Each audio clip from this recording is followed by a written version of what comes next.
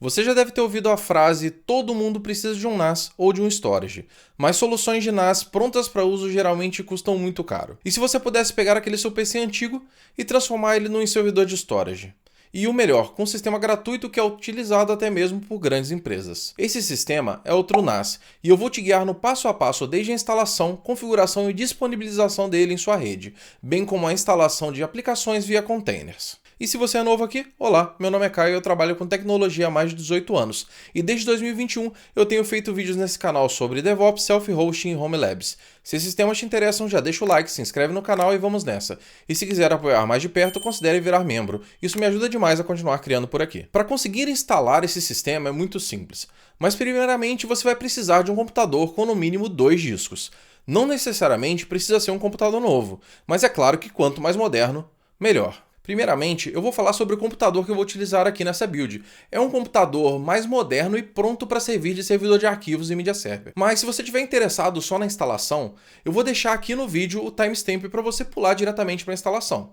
Se você continuar, você vai ver um computador muito legal e muito pequeno que pode ser muito útil para você. Para você que continuou e não pulou nada, vamos falar agora do ME Mini da Beelink. Um mini computador focado em ser um ótimo home storage, servidor ou até mesmo um media center. Esse mini PC vem cheio de recursos e é uma grande promessa para ser um servidor definitivo. Mas será que ele entrega mesmo tudo o que ele promete? E será que existem problemas a serem considerados? Fica aqui que eu vou te contar tudo sobre ele. A Beelink me enviou essa unidade do ME Mini para teste, mas não tem nenhum tipo de patrocínio envolvido. Eles não têm controle sobre o que eu vou falar e nem vão ver esse vídeo antes de vocês. Como sempre, todas as opiniões aqui são minhas, baseadas nos testes que eu fiz. Esse mini storage é muito poderoso e ele tem diversos recursos interessantes que fica até difícil saber por onde começar. De conectividade, ele vem equipado em sua parte frontal com uma USB-C de 10 GB e também uma USB-A 3.2 de 10 GB, botão liga e desliga, indicador de power on e sleep. Na parte de trás, temos a entrada para energia. Temos também uma porta USB 2.0 Always On, e isso é uma coisa muito interessante de se ter em um NAS.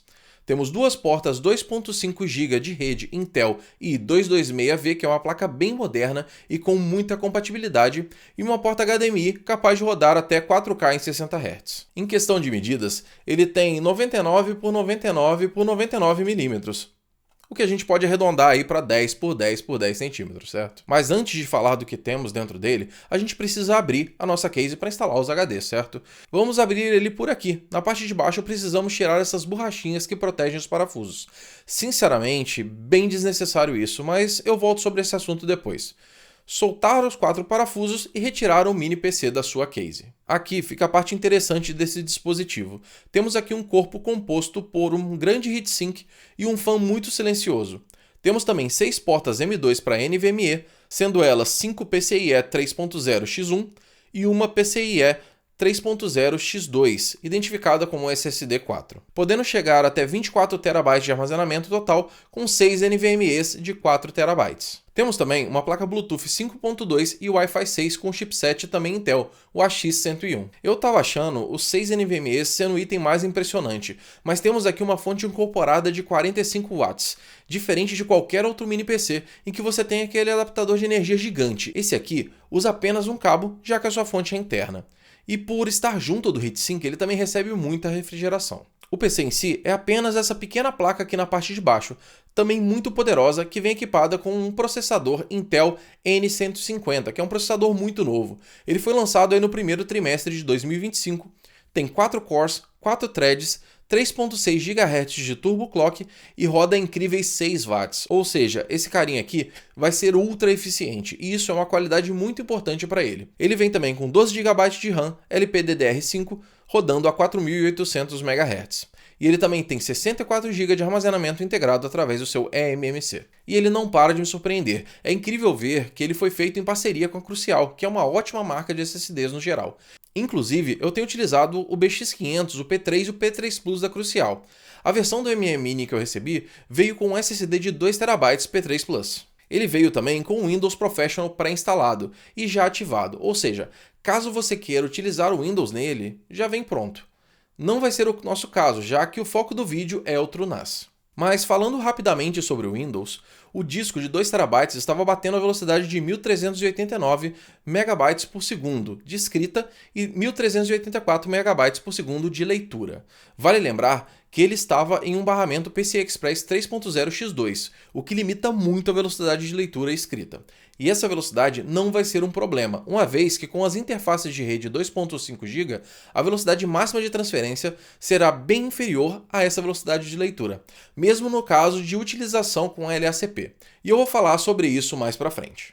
No eMMC, as velocidades ficaram entre 204 MB de escrita e 286 MB em leitura. Eu adicionei aqui mais 4 NVMEs de 1 TB da Lexar e um outro NVMe de 256 GB para o sistema. Um ponto interessante é que os NVMEs são colocados de maneira invertida, garantindo um contato melhor com os thermal pads e o heatsink, fazendo com que eles também sejam resfriados. A pessoa que pensou nessa solução merece um prêmio de verdade, essa ideia é sensacional. Em resumo, esse carinha aqui com apenas 10 por 10 por 10 centímetros e 750 gramas vem com muita tecnologia nova embarcada e é capaz de rodar muita coisa como Windows, Linux, Proxmox, TrueNAS, Unraid, Jellyfin, Plex e por aí vai. Bem, para você que assistiu essa sessão do vídeo sobre o MMini, novamente meu muito obrigado. E agora, uma mensagem para aqueles que pularam essa sessão. Para você que pulou o overview do mini PC dessa build, eu só tenho uma coisa a dizer. Provavelmente você perdeu muita informação interessante sobre um dos, se não, o melhor mini PC para rodar o seu storage ou media server. Mas ainda dá tempo para voltar. Aí é contigo. Vamos agora para a instalação do TrueNAS. Você vai precisar de papel, caneta, tesoura sem ponta e cola bastão. Pera, você não vai precisar de nada disso, né? Você vai precisar de um pendrive e acessar o site www.truenas.com, clicar em Get TrueNAS e selecionar Download TrueNAS Community Edition. Após isso, basta clicar em Download e pode fazer o seu cadastro. Ou apenas clicar em No, Thank you, I have already signed up. Depois disso, vamos escolher a versão Stable. No momento da gravação desse vídeo, a versão é a 25041. Mas você pode baixar aí a versão mais atual que não tem problema algum. Após o download, você pode utilizar qualquer ferramenta de gravação de imagem. Eu gosto muito do Balena Etcher. Eu vou selecionar a imagem, o pendrive, clicar em Flash e aguardar o processo. E assim que o processo for concluído, eu vou colocar o pendrive no MMini e aí a gente pode ligar ele. Ao ligar, vamos apertar F7 para abrir o menu de boot e vamos selecionar o nosso pendrive. Vamos selecionar aqui Start TrueNAS Scale Install e aguardar o setup. Na primeira tela, vamos selecionar aqui a opção 1, Install e Upgrade. Aqui podemos selecionar o nosso disco para instalar o TrueNAS. Um ponto bem legal é que podemos selecionar até mais de um disco para isso, para ter redundância. Podemos ver aqui todos os discos que temos instalados, bem como o eMMC. Mas atenção, não vamos instalar no eMMC, muito menos em um pendrive como muita gente indica. Esses dispositivos, eles não aguentam muita leitura escrita, fazendo com que ele morra, e aí o problema que isso vai gerar é muito maior. Por isso que eu adicionei esse NVMe de 256 GB, que é o menor que eu tenho aqui no momento. Eu comprei também um SSD Intel Optane de 16 GB, mas ele não chegou ainda. Mas só para dar uma explicação bem rápida e bem genérica, o Intel Optane é uma memória que pode ser utilizada como ponte entre a memória RAM e o armazenamento. A Intel afirma que ela tem latência 10 vezes melhor, resistência de gravação 3 vezes maior e gravação 4 vezes mais rápida, performance de leitura 3 vezes melhor e 30% do consumo de energia de um NVMe normal, tornando assim uma ótima alternativa para esses casos. Bem, dito isso, eu vou apenas selecionar o meu SSD de 256 GB e selecionar OK. Uma mensagem vai ser exibida dizendo que todos os dados vão ser apagados. Eu vou selecionar Yes e prosseguir com a instalação. Agora eu vou responder a pergunta sobre como eu quero configurar o usuário do administrador. No caso, eu vou selecionar a opção 2, Configure Using Web UI, para configurar mais tarde pelo navegador, e vou selecionar OK. Agora, basta aguardar a instalação que não vai demorar muito. No meu caso, menos de 2 minutos. Depois, com a instalação concluída, podemos selecionar OK e remover o pendrive do nosso PC. Agora, é aguardar o TrueNAS iniciar. Lembre-se de garantir que o seu dispositivo esteja conectado em sua rede através do cabo, ou não conseguiremos configurar ele. Após o processo de inicialização, uma mensagem vai ser exibida com um menu informando qual o endereço do TrueNAS. Vamos agora para o nosso navegador e digitar aí o endereço dele no browser. Como selecionamos na instalação para configurar o usuário via Web UI, vamos agora criar a senha para o usuário TrueNAS Admin e clicar em Sign In. E pronto, estamos agora na tela inicial do nosso TrueNAS e ele está pronto para uso. Como vocês podem ver, a instalação foi super simples. A tela inicial é o dashboard. Aqui temos informações do sistema, uso de recursos, overview do storage, redes, dentre várias outras coisas. No menu superior, ao clicar em seu nome de usuário, temos a opção de trocar a senha, autenticação de 2 fatores, chaves da API, documentação e logout. Podemos também reiniciar ou desligar o nosso storage. No menu de storage, podemos visualizar e criar pools de armazenamento. Vamos criar a primeira pool clicando em Create Pool. Aqui vamos dar um nome para nossa pool. Eu vou chamar a minha de NVMe-pool-1. Podemos ativar ou não a criptografia de dados. Aqui no canto direito, conseguimos ver quantos discos estão disponíveis. No meu caso, temos um de 2 TB e 4 de 1 TB. E se você estiver questionando aqui por que os valores exibidos são menores, provavelmente você perdeu o meu vídeo sobre o NanoCluster, onde eu explico também a diferença entre GB e GB. Em Data, podemos selecionar o layout do nosso pool. Temos diversas opções e eu vou explicar algumas delas, com um exemplo com 4 discos de 1 TB. Stripe é o mesmo que RAID 0, que é um modo sem redundância. Ele faz com que os discos todos sejam unidos como um único disco. Em casos muito específicos faz sentido escolher esse tipo de armazenamento, mas com certeza não para um home storage. Nesse modo, os 4 discos aqui entregariam um total de 4 TB, ou seja, qualquer disco perdido se torna perda total dos seus dados. Mirror é o mesmo que RAID 1, e esse modo faz com que cada disco tenha uma cópia exata. Esse modo tem uma ótima redundância, só que ao custo de uma menor quantidade de armazenamento. Os 4 discos aqui entregariam 2 TB de espaço total com 2 TB de redundância, ou seja, poderíamos perder entre 1 a 2 discos que os nossos dados estão seguros.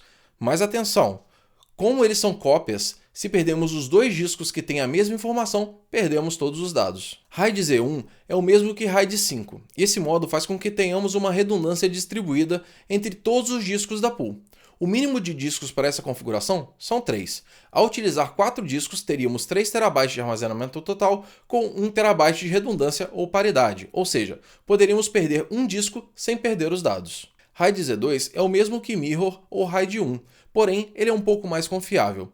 Esse sim, podendo perder 2 discos sem perder os dados, no nosso cenário de 4 discos. Porém, como diferença, o Mirror pode ser expandido com novos discos, o RAID Z2 não pode ser expandido. Eu vou escolher aqui o RAID Z1 com 4 discos para ter mais espaço de armazenamento e ainda ter alguma resistência a falhas, e vou clicar em Next. As outras opções eu não vou modificar, eu posso fazer um vídeo mais a fundo sobre elas no futuro. Se vocês quiserem ver esse tipo de conteúdo, deixem aí nos comentários. Eu vou avançar tudo e em Review vou clicar em Create Pool. Após isso, teremos a nossa pool criada.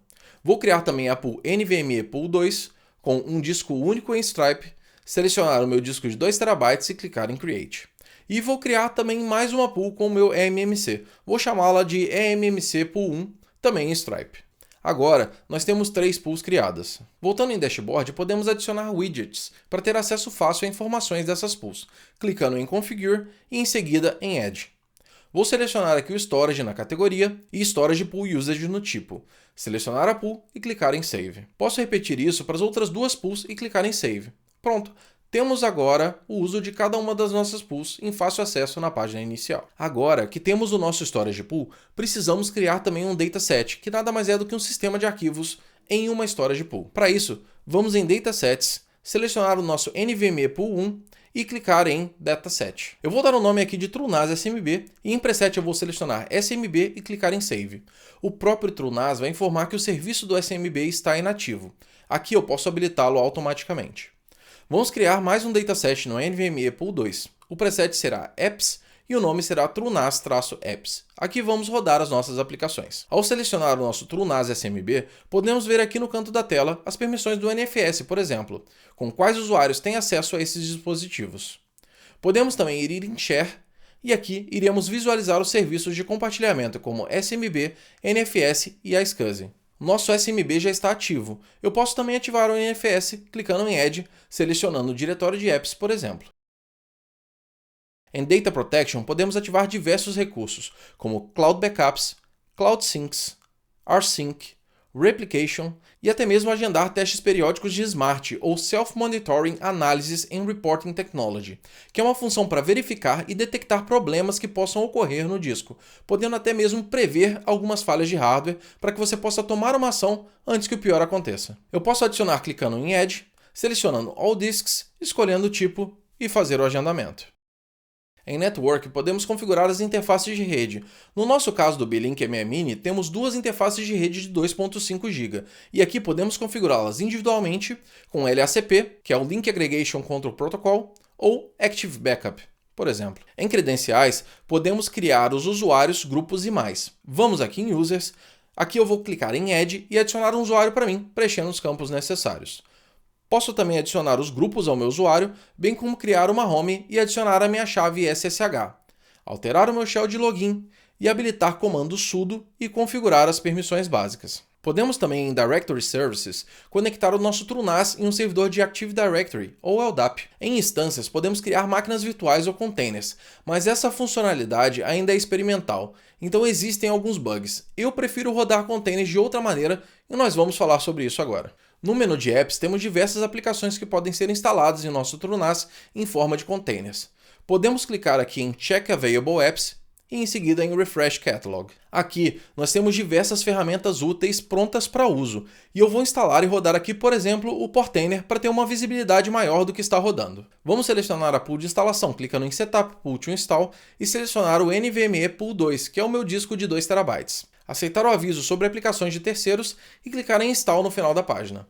Podemos visualizar os logs, reiniciar ou parar o container e acessar a sua interface web clicando em HTTPS. Aqui eu vou configurar o usuário administrador e clicar em Create User.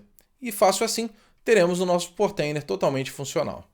Eu vou instalar aqui também o MinIO, que é um Object Storage compatível com a API do AWS S3. Vou criar aqui também o meu root user e password e instalar. Podemos clicar em Web UI e acessar o Minion. E aqui nós podemos criar o nosso primeiro bucket. Mas e se eu quiser instalar um container que não está na lista? Isso também é bem fácil. A gente pode ir em Discover Apps e clicar em Custom App. Aqui nós podemos preencher os dados. Eu vou criar um container chamado Super Mario, utilizando a imagem Caio Delgado New /docker-Super Mario.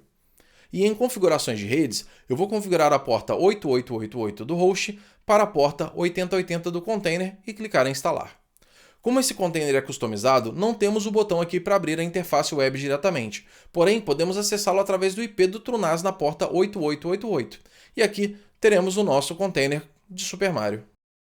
Voltando no TrueNAS, em Reporting podemos ver alguns dados de monitoramento como o uso da CPU, temperatura, carga, dentre diversas outras métricas. Inclusive, voltando em Dashboards, podemos adicionar um widget de temperatura, escolhendo CPU e CPU Temp, ou podemos editar um dos widgets, como por exemplo o do modelo de CPU, e alterar para a temperatura, que é um dado muito mais importante.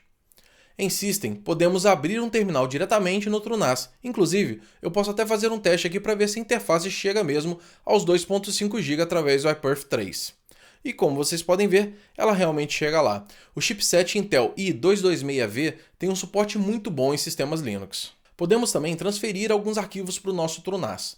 No meu caso, com o Mac, eu vou abrir o Finder e em Network ele já é detectado. Eu vou clicar no TrueNAS e nada vai ser exibido. Isso acontece porque eu preciso conectar com o usuário e senha. Eu vou clicar aqui em Connect As, digitar o meu usuário e senha e pronto. Já posso acessar o volume através do SMB. Tanto no Windows quanto no Linux, os passos também são bem parecidos com o do Mac. Basta abrir o seu explorador de arquivos e conectar no endereço do nosso TrueNAS. Vou copiar alguns arquivos aqui para testar a transferência, e a velocidade é bem boa. Como nós estamos aqui com uma interface de 2.5 GB, esses 2 GB foram copiados bem rápido. Eu posso inclusive no dashboard adicionar um widget de rede, selecionando o Network, Interface e interface em uso. E aqui nós conseguimos ver a velocidade de transferência, bem como o uso de rede. Eu vou transferir novamente para visualizar a velocidade. Como vocês podem ver, estamos batendo mais de 2 GB de velocidade de input, o que é muito bom.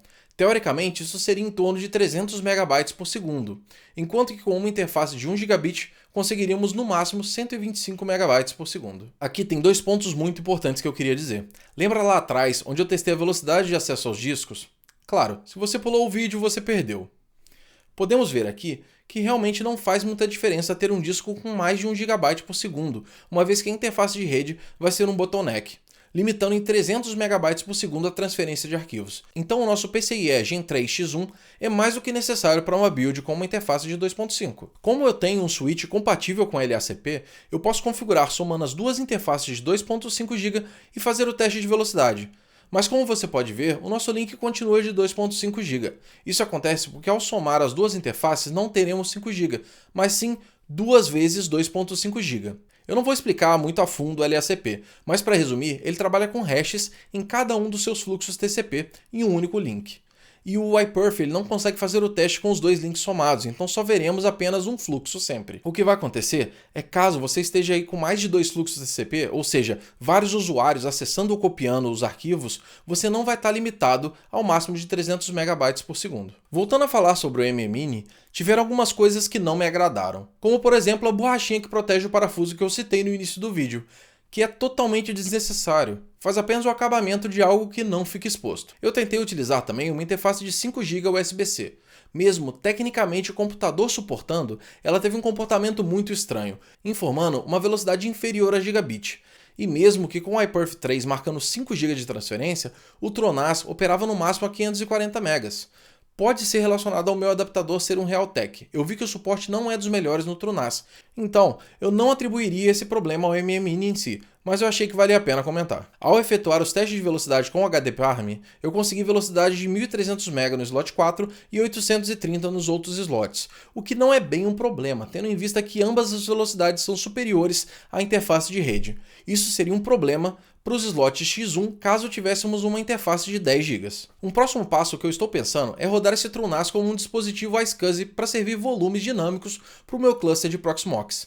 Isso iria garantir Live Migration, dentre diversos outros benefícios. Se você quer ver um vídeo dedicado a esse assunto, deixa aqui nos comentários. Com relação ao consumo de energia, em idle, com todos os 6 discos, ele fica abaixo de 12 watts de consumo, e em pico o máximo foi de 28,1 watts. No momento de gravação desse vídeo, o MMINI está custando em seu site oficial $209, numa versão sem discos, ou $329 na sua versão com um disco de 2 TB a crucial. E ele vem disponível em 3 cores, White Pearl, Midnight Grey e Peacock Blue. Como é um lançamento, ele ainda não está disponível no AliExpress ou outros sites, mas assim que tiver, eu adiciono aqui na descrição do vídeo. É bem difícil criticar esse MMINI. Todo o projeto foi muito bem executado. Seria muito legal se ele tivesse interface de 5 GB, mas eu até entendo que colocar tanto recurso em um computador tão compacto e tão eficiente energeticamente é bem difícil. Para quem quer um home lab compacto, de fato ele é uma ótima opção de armazenamento.